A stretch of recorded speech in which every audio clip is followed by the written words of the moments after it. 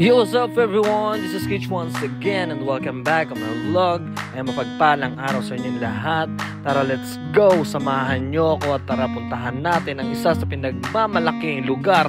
At ngayon, isa ng tourist spot dito sa Montalban, Rizal. Walang iba kundi ang Wawa Dam.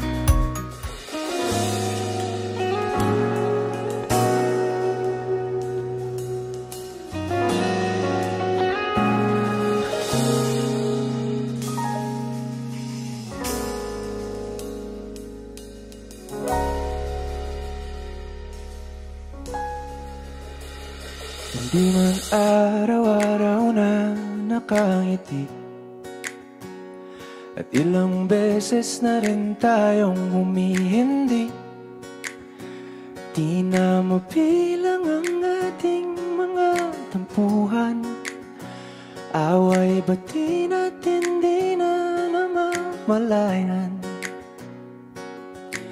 Eto tayo, ngunit sa huli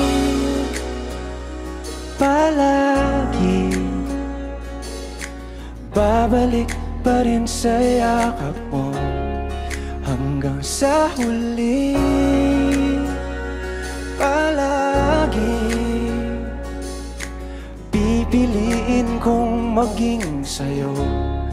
Ulit-ulitin man, nais kong malaman mo, iyo ako palagi.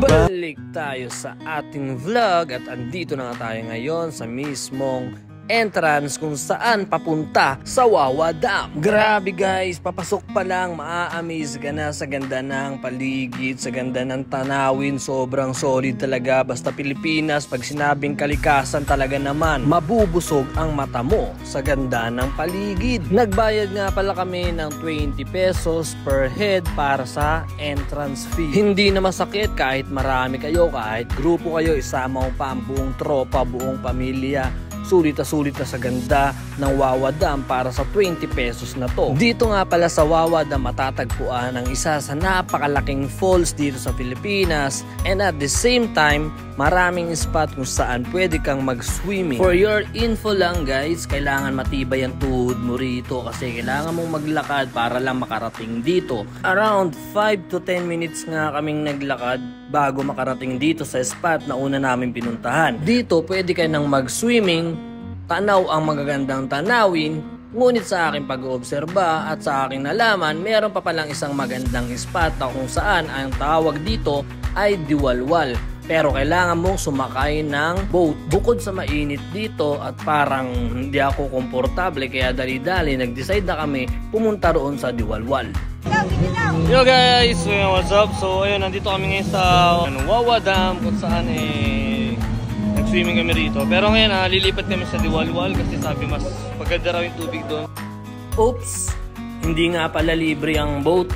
So per head nagbayad kami dito ng 80 pesos. Sobrang sulit na rin nga pala ng 80 pesos kasi back and forth na yon guys. So ayan, ready na sila. Syempre may life vest and ayun, handa na ang lahat. Kaya tara guys, samahan nyo kami. Let's go, let's go! Hot shot, running in my non-stop vertigo. Curl plot, whiskey in the teapot, ethanol. Burning like a 9B, bright heavenly body. Only music can define you and it sounds like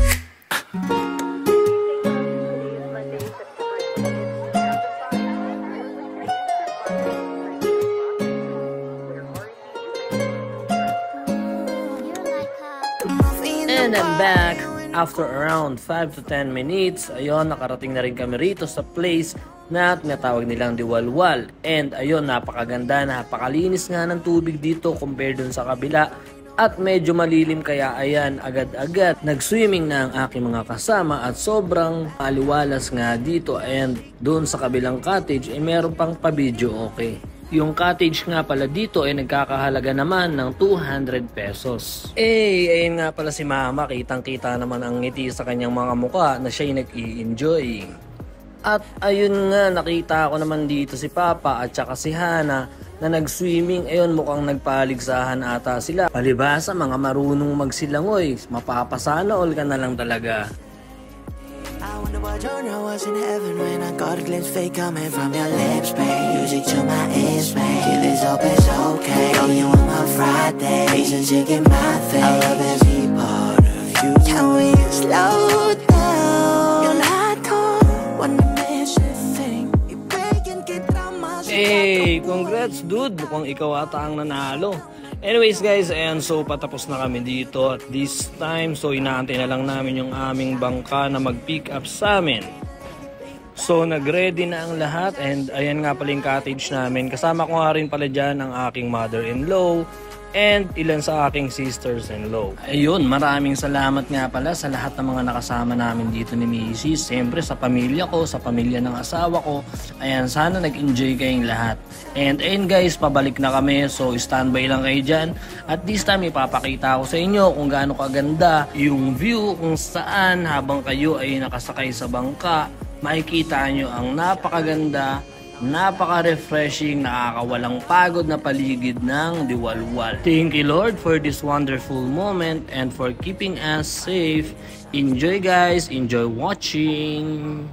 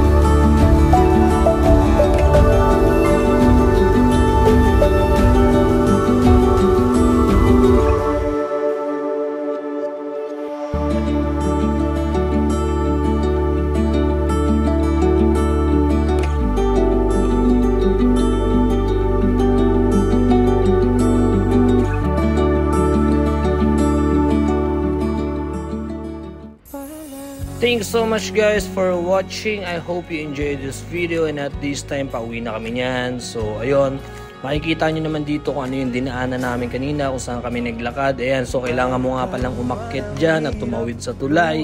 So kung kayo ay adventurous, ayan, sobrang may enjoy nyo talaga yung pagpunta dito sa Wawa Dam at Diwalwal. Pag napaligiran ng ingay at ng gulo, di ko pagpapalit ngiti mo sa mundo. Eto tayo sa huli, palagi babalik pa rin sa yakap mo hanggang sa huli.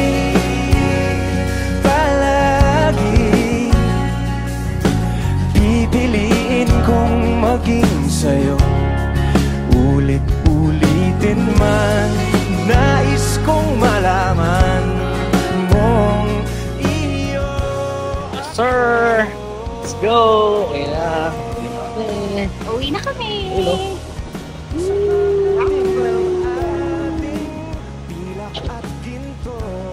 Hey! I'm on vacation. I'm on vacation, man vacation. Kalangit hanggang sa huling sigla.